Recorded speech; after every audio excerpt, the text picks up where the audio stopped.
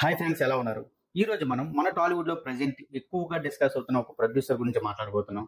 ఎందుకంటే ముఖ్యంగా ఆయన ప్రొడక్షన్ హౌస్ నుంచి ఒక సినిమా వచ్చిందంటే ఖచ్చితంగా హిట్ అవుతుంది అనే హోప్ అయితే జనాలకు ఉండేది. బట్ ఇప్పుడు అది లేదు. దానికి తోడు ఆయన మీద ఈ మధ్య ఎక్కువగా విపరీతమైన నెగిటివిటీ అయితే ఎక్కువైంది. ఇంతకీ ఆ ప్రొడ్యూసర్ ఎవరు అనుకుంటున్నారు?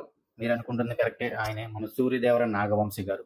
ఈ వీడియోలో ఆయన రైజ్ ఎలా జరిగింది, అలాగే ఆయన డౌన్ ఫాల్ ఎలా జరిగింది, అసలు ఆ డౌన్ ఫాల్ గల కారణాలు ఏంటి, ముఖ్యంగా ఆడియన్స్ ఆయన మీద ఎందుకు ఇంత హేటెడ్ అనేది పెంచుకున్నారు, ఇలా ప్రతి విషయాన్ని కూడా క్లియర్ గా ఈ వీడియోలో డీటెయిల్ గా చెప్తాను. వీడియో ఖచ్చితంగా ఎండ్ వరకు చూడండి. మీ అభిప్రాయాన్ని కామెంట్ రూపంలో చెప్పండి. ఇక లేట్ ఎందుకు, మొదలు పెడదామా? Hi and hello, welcome to the my show. మీరు కనుక ఫస్ట్ టైం మన ఛానల్ కి విజిట్ చేసినట్లయితే ఖచ్చితంగా మన ఛానల్ సబ్స్క్రైబ్ చేసుకోండి, బెల్ ఐకాన్ ఆన్ లో పెట్టుకోండి. ఫస్ట్ ఆఫ్ ఆల్, నాగవంశీ గారి ఫ్యామిలీ బ్యాక్గ్రౌండ్ కానివ్వండి, ఆయన ఇండస్ట్రీకి వచ్చిన దారులు కానీ చూస్తే, నాగవంశీ గారు చాలా పెద్ద ఫ్యామిలీ నుంచి ఇండస్ట్రీకి వచ్చారు. ఆయన బాబాయ్ వచ్చేసి మన ఆరికా నాసిని క్రియేషన్స్ అధినేత అయినటువంటి ఎస్ రాధాకృష్ణ గారు. వంశీ గారు 2014లో వచ్చిన లవర్స్ మూవీకి కో ప్రొడ్యూసర్ గా ఫస్ట్ ఆఫ్ ఆల్ ఇండస్ట్రీకి పరిచయం అయితే అయ్యారు. ఆ తర్వాత 2016లో వెంకటేష్ హీరోగా బాబు బంగారం అనే సినిమాతో తన బ్యానర్ అయినటువంటి సితారా ఎంటర్టైన్మెంట్స్ ని స్థాపించడం అయితే జరిగింది. ఈ సినిమాతోనే ఆయన సోలో ప్రొడ్యూసర్ గా డెబ్యూ ఇచ్చారని చెప్పాలి. అప్పట్లో సితారా ఎంటర్టైన్మెంట్ జర్నీ అనేది అంత స్మూత్ గా జరగలేదని చెప్పాలి. ఎందుకంటే హిట్ సినిమాల కన్నా మిక్స్డ్ టాక్డ్ ఉన్న సినిమాలు ఎక్కువగా వచ్చాయి. ప్రేమం, శైలజారెడ్డి అల్లుడు, రణరంగం, ఇలా అన్ని సినిమాలు కూడా హైప్ క్రియేట్ చేసిన బాక్స్ ఆఫీస్ దగ్గర అయితే యావరేజ్ అండ్ ఫ్లాప్ గానే నిలిచాయి. నిజం చెప్పాలంటే జెర్సీ మూవీ వచ్చే వరకు సితారా ఎంటర్టైన్మెంట్స్ బ్యానర్ కి అంత గుర్తింపు రాలేదనే చెప్పాలి. 2019లో జెర్సీ సినిమా హిట్ అవడం వల్ల ఒక్కసారిగా నాగవంశీ గారి పేరైతే బలంగా వినిపించడం జరిగింది. ముఖ్యంగా ప్రతి క్రిటిక్స్ కూడా ఈ సినిమాకి చాలా పాజిటివ్ రివ్యూస్ ఇచ్చారు. దానికి తోడు ఈ సినిమాకు ఒక నేషనల్ అవార్డు కూడా రావడం జరిగింది. ఇకపోతే ఆ తర్వాత 2020లో బన్నీ హీరోగా వచ్చిన అలా వైకుంఠపురం సినిమా ఇండస్ట్రీ హిట్ అవడంతో ఒక్కసారిగా ఈ సితారా ఎంటర్టైన్మెంట్స్ కానివ్వండి, నాగవంశీ గారికి కానివ్వండి, విపరీతమైన క్రేజ్ అయితే పెరిగింది. ముఖ్యంగా వంశీ గారి పేరైతే ఇండస్ట్రీలో సాలిడ్ గా ఎస్టాబ్లిష్ అయింది. దీంతో ఇక్కడి నుంచి నాగవంశీ గారి రైజ్ మొదలైందని చెప్పారు. ఆ తర్వాత కంటిన్యూగా పవర్ స్టార్ పవన్ కళ్యాణ్ గారితో భీమ్లా నాయక్ తో మాస్ హిట్ కొట్టారు. ఆ తర్వాత రిలీజ్ అయిన రంగదే మూవీ కూడా మంచి టాక్ అయితే తెచ్చుకుంది. ముఖ్యంగా క్రిటిక్స్ నుంచి రోటన్ టమాటోస్ లో 100% రేటింగ్ ఉన్న మూవీ రంగదే మూవీ. ఆ తర్వాత టిల్లు తీశారు. టిల్లు హిట్ అయ్యేసరికి టిల్లు స్క్వేర్ కూడా తీశారు. టిల్లు స్క్వేర్ మూవీ అయితే ఏకంగా 135 కోట్లను కలెక్ట్ చేసింది. ఆ తర్వాత రిలీజ్ అయిన మ్యాడ్ అయితే యూత్ లో సెన్సేషన్ క్రియేట్ చేసింది, మామూలుగా కాదు. దీంతో మ్యాడ్ కి కూడా సీక్వెల్ మ్యాడ్ స్కోర్ కూడా వచ్చేసింది. ఇలా వరుస పెట్టి ఇట్లు వచ్చేసరికి నాగవంశీ గారికి హిట్ మిషన్ ప్రొడ్యూసర్ అనే ఒక ట్యాగ్ ని కూడా తగిలించేశారు ఆడియన్స్. ఆ తర్వాత వరుసగా మీడియా ఇంటర్వ్యూలు ఇవ్వడం, ఆయన ఫేస్ ని ఎక్కువగా పబ్లిక్ లో చూపించడం వల్ల ఆయన ఫేస్ అనేది పబ్లిక్ లో బాగా వైరల్ అయింది. అందరికీ కూడా సుపరిచితమైన ప్రొడ్యూసర్ గా ఆయన ఒక మార్క్ అయితే క్రియేట్ చేశారు. ఆ మార్క్ ఎంతలా ఉందంటే, ఆయన మాట్లాడిన మాటలు ఐదర్ ట్రెండ్ అవుతాయి లేదా ట్రోల్ అవుతాయి. ఎగ్జాంపుల్ గా చెప్పాలంటే, ఆయన ఒక ఇంటర్వ్యూలో cinema is the cheapest form of entertainment అన్నారు. ఈ ఒక్క మాట క్రిటిక్స్ దగ్గర నుంచి ఆడియన్స్ వరకు అందరిలో కూడా విపరీతమైన నెగిటివిటీని అయితే క్రియేట్ చేసింది.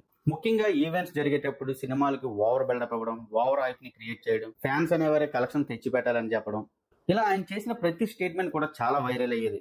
ఫలితంగా సినిమా రిజల్ట్స్ అనేది పక్కన పెడితే ఆయన మాట్లాడిన మాటలు ఏవైతే ఉన్నాయో ఈ ట్రోలర్స్ కి ఫుల్ ఫీడ్ అయ్యాయి. ఇకపోతే ప్రొడ్యూసర్ గాని కాకుండా డిస్ట్రిబ్యూటర్ గా కూడా నాగవంశీ గారు యాక్టివ్ అయ్యారు. లియో అండ్ దేవరా పార్ట్ 1 యొక్క తెలుగు రైట్స్ ఆయన కొనుగోలు చేశారు. రెండు సినిమాలు కూడా మిక్స్డ్ టాక్ అయితే తెచ్చుకున్నా సరే బాక్స్ ఆఫీస్ దగ్గర మాత్రం బ్లాక్ బాస్టర్స్ గా నిలిచాయి. దీంతో వంశీ గారి రెప్యుటేషన్ అనేది విపరీతంగా పెరిగిపోయింది. ఎలా అంటే ఆయన పట్టిందల్లా బంగారమే అన్నట్టుగా పెరిగింది అనమాట. అంతా బాగానే జరుగుతుంది అనుకున్న టైంలో ఈ 2025 సంవత్సరంలో మాత్రం ఆయనకి విపరీతమైన నష్టాలతో పాటు విపరీతమైన ట్రోల్స్ గురయ్యారు. ఈ సంవత్సరం రిలీజ్ అయిన ఒక్క సినిమా కూడా ఆయనకి విజయాన్ని అందించలేదు.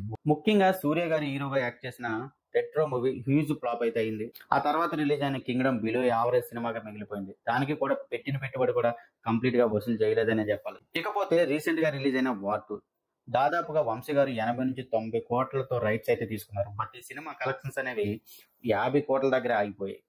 ఈ వరుస ఫ్లాపుల వల్ల నాగవంశీ గారి మీద ఉన్న నెగిటివిటీ అనేది సోషల్ మీడియాలో పీక్స్ కి వెళ్ళిపోయింది, విపరీతంగా పెరిగిపోయింది. ఎలా అంటే సితారా ఎంటర్టైన్మెంట్స్ మూసేస్తారట, వంశీ గారి ఇండస్ట్రీ నుంచి వెళ్ళిపోతారట అనే టాక్ అయితే ప్రజెంట్ నడుస్తుంది బయట. అలానే వంశీ గారు సైలెంట్ గా లేరు. సోషల్ మీడియా ద్వారా ఆయన కూడా స్ట్రాంగ్ రిప్లై అయితే ఇచ్చారు. నేను 10-15 సంవత్సరాలు ఇండస్ట్రీలో కంటిన్యూ అవుతాను అని ఆయన రిప్లై అయితే ఇవ్వడం జరిగింది. అంటే డౌన్ ఫాల్ అనేది పర్మనెంట్ కాదబ్బా. ఈ రోజు డౌన్ ఫాల్ రావచ్చు, మళ్ళీ రేపు రైజ్ అవ్వచ్చు. ఆయన ఆ స్టేట్మెంట్ ద్వారా క్లియర్ గా చెప్పారు, నేను ఫైట్ చేయడానికి రెడీగా ఉన్నాను అని. ప్రజెంట్ నాగవంశీ గారు అయితే ప్రొడక్షన్ క్వాలిటీ అనేది టాప్ క్లాస్ లో ఇస్తున్నారు సినిమాకి. స్క్రిప్ట్ సెలక్షన్ కూడా మాక్సిమం బాగానే ఉంది. కానీ బిగ్గెస్ట్ కంప్లైంట్ ఏంటంటే ఆయన మాట్లాడే మాటలు. ఆడియన్స్ ఫీలింగ్ ఏంటంటే మనం మాట్లాడే మాటలు అనేవి లిమిట్ లో ఉండాలి.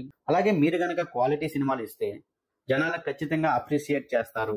అంతేగాని ఓవర్ బిల్డప్, కాంట్రవర్సీ స్టేట్మెంట్స్ అనేవి అవసరం లేదు అనేది. ఒక రకంగా చెప్పాలంటే నోరు మంచిదైతే ఊరు మంచిది అవుతుంది అన్నట్టు ఉంది ఆయన పరిస్థితి. ఓకే, టాలీవుడ్ లో రైజ్ ఫాల్ అనేది కామన్. నాగవంశీ గారు కూడా ప్రెసెంట్ డౌన్ ఫేజ్ లో ఉన్న ఆయనకు కంబ్యాక్ ఇచ్చే పొటెన్షియల్ అనేది డెఫినెట్ గా ఉంది. స్ట్రాంగ్ ప్రొడక్షన్ హౌస్ ఉంది, గుడ్ ట్రాక్ రికార్డ్ ఉంది, అండ్ ఇంపార్టెంట్లీ ఆయనలో ఒక ఫైటింగ్ స్పిరిట్ ఉంది. మనమందరం కూడా కోరుకోవాల్సింది ఏంటంటే నాగవంశీ గారు మళ్ళీ సాలిడ్ హిట్స్ ఇస్తూ ముఖ్యంగా ఆడియన్స్ తాలూకా ట్రస్ట్ అనేది తిరిగి దక్కించుకోవాలి. ఇదే ఫ్రెండ్స్ ప్రొడ్యూసర్ నాగవంశీ గారి rise and downfall story. మీరేమనుకుంటున్నారు? నాగవంశీ గారి మాటలు తప్ప, లేదా కావాలని ఆయన మీద విపరీతమైన ట్రోలింగ్ చేస్తున్నారా? మీ ఆనెస్ట్ ఒపీనియన్ ని కామెంట్ లో తప్పకుండా చెప్పండి. అలాగే మీరు కనుక ఇంకా మన ఛానల్ ని సబ్స్క్రైబ్ చేసుకోకుండా చూస్తూ ఉంటే ఛానల్ అయితే సబ్స్క్రైబ్ చేసుకోండి, బెల్ ఐకాన్ ఆన్ లో పెట్టుకోండి. చేసుకుంటారని అనుకుంటాను. Thank you guys, thanks for watching. This is Mahesh signing off. జై హింద్.